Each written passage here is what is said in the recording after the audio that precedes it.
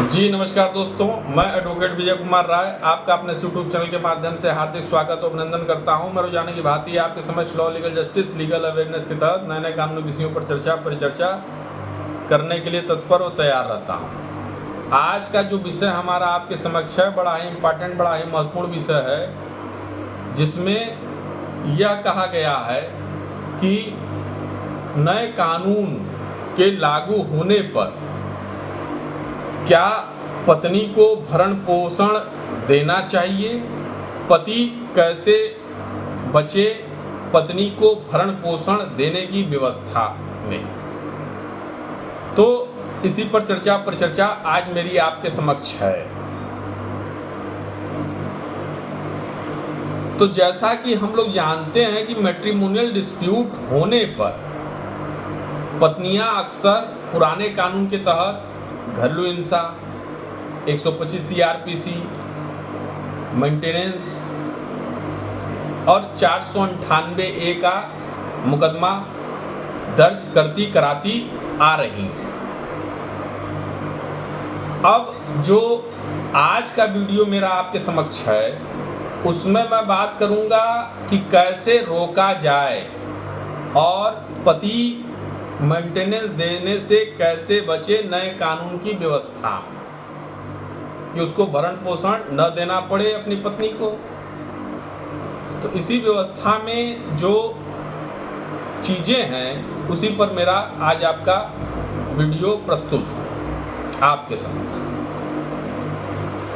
तो जैसा कि हम लोग जानते हैं कि तलाक के लिए मेंटेनेंस एक बड़ा इम्पॉर्टेंट मुद्दा है, यानी कोई पति या पत्नी अपने पार्टनर को, स्पाउस को तलाक दे रही या दे रहा, तो ऐसी व्यवस्था में मेंटेनेंस की एक व्यवस्था आती है कि जहां कोई पत्नी यदि अपने पति से तलाक ले रही तो मेंटेनेंस के बाबत एक चीज़ जरूर कहती है कि साहब कैसे हमारा जीवन यापन कटेगा, कैसे हमारी आगे की व्यवस्था निपटेगी, कैसे हम अकेले तलाक लेने के बाद अपना जीवन यापन निर्वाह करेंगे।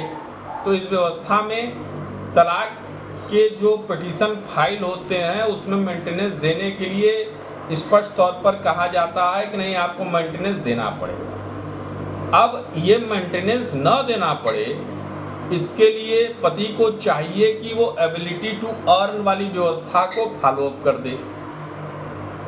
एबिलिटी टू अर्न का मतलब सर ये है कि जहां आपकी पत्नी की काबिलियत है पैसा कमाने की या पैसा कमा रही, तो इसको आपको सिद्ध करना पड़ेगा कि हाँ हमारी पत्नी की एबिलिटी टू अर्न वाली व्यवस्था में है और उसी व्यवस्था के तहत जो है एबिलिटी टू अर्न हो रहा।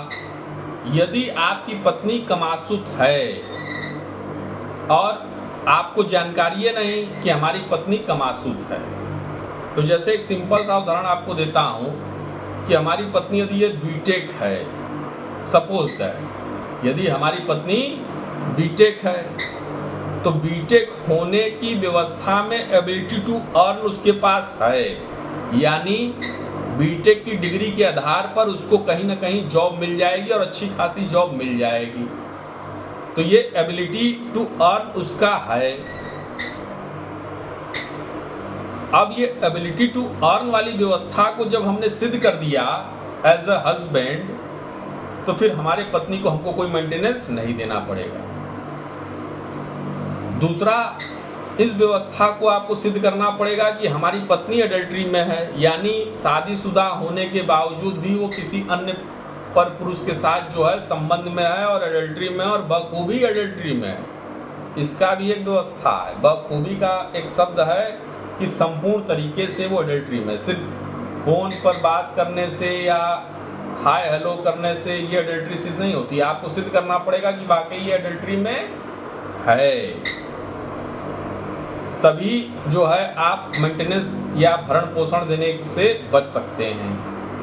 अब इसमें आपको एक और सिद्ध चीजें करनी पड़ेंगी कि जो 125 पुराने कानून के अनुसार, जो 125 की बात हमारी पत्नी कह रही है, तो आपको तो दो चीजें बड़ी स्पष्ट तौर पर सिद्ध करनी पड़ेंगी कि एबिलिटी टू अर्न, यानी वो कमासुत है या कमासुत होने की व्यवस्था में जा सकती है। यानी जो उसके पास डिग्री है, यानी उसकी जो पढ़ाई लिखाई है, जो शिक्षा दीक्षा है, उस व्यवस्था में वो कमाने के लिए अग्रसर हो सकती, आज नहीं, कल नहीं, परसों। यानी एबिलिटी टू अर्न, यदि उसके पास काबिलियत है तो निश्चित तौर पर वो गेन करेगी, निश्चित तौर पर जो है वो अर्न करेगी और उसको नौकरी मिल जाएगी इस तरीके से।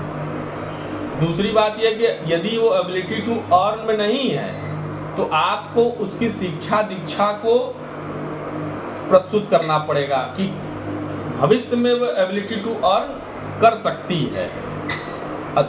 तीसरी बात यह है कि जो हमारा 125 CRPC की धारा जो मेंटेनेंस के तहत जो लागू हो रहा, वो 125 की व्यवस्था में मेंटेनेंस पत्नी मांगती है, तो इसको आपको तो ये चीज़ें कर डालनी है। अब ये BNS के तहत 144 धारा हो गई नए कानून के अनुसार, तो ये 144 के तहत सेम प्रोसीडिंग, सेम व्यवस्था है। और आपको इसमें यही कहना है, यदि आप पति हैं, कि हमारी पत्नी साहब जो है एबिलिटी टू अर्न वाली व्यवस्था में है, या वो जो है अडल्ट्री में है, या बिना युक्त कारण के आपको छोड़ के चली गई, आज तक आई नहीं, और अपने मायके से जो है उसने जो है मेंटेनेंस का दावा ठोक रखा आपके ऊपर। तो इन्हीं 3 ग्राउंडों के आधार पर आप अपने पत्नी को मेंटेनेंस देने से बच सकते हैं। और जो मेरा लास्ट ग्राउंड था, युक्तियुक्त कारण, मतलब बिना युक्तियुक्त कारण के आपकी पत्नी जाकर मायके बैठ जाए, आपकी पत्नी आपसे संपर्क न साधे, आपकी पत्नी जो है आपकी व्यवस्था को निपटारा न करे, तो ये बिना युक्तियुक्त कारण के होना चाहिए। इसी के आधार पर जो है आप मेंटेनेंस अपने पत्नी का रोक सकते हैं, लेकिन इसको सिद्ध करने का भार संपूर्ण तरीके से पति के ऊपर। यही आज का परिचर्चा मेरा आज आपके समक्ष था। यदि यह वीडियो आप लोग को पसंद आया हो तो कृपया करके इसे लाइक सब्सक्राइब जरूर करें, ताकि फिर एक नए वीडियो के साथ मैं अधिवक्ता विजय कुमार राय आपके समक्ष प्रस्तुत हो सकूं। यदि आप हमारे इस चैनल पर नए हैं तो कृपया करके हमारे इस चैनल को सब्सक्राइब और लाइक और शेयर जरूर करें, यदि हमारा वीडियो आपको पसंद आया हो तो। फिर एक नए वीडियो के साथ मैं आपके समक्ष प्रस्तुत हो सकूं। जय हिंद, जय भारत।